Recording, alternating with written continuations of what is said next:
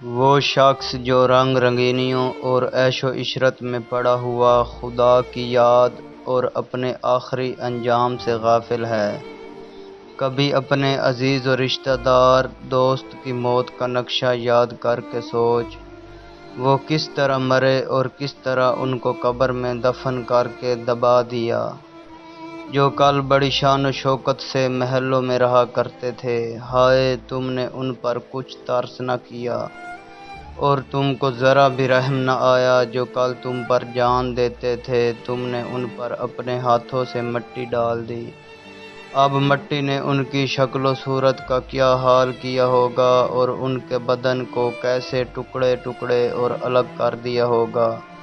کیسے وہ اپنے بیوی بچوں کو روتے ہوئے چھوڑ کر چلا گیا، اس کا مال دولت، اس کا سامان یہیں پڑا دھرا رہ گیا۔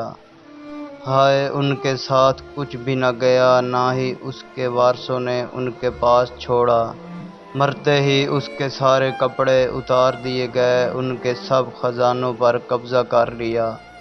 اور سینکڑوں من مٹی میں دبا دیا، اور آج تک اس کی کسی نے خبر تک نہ لی،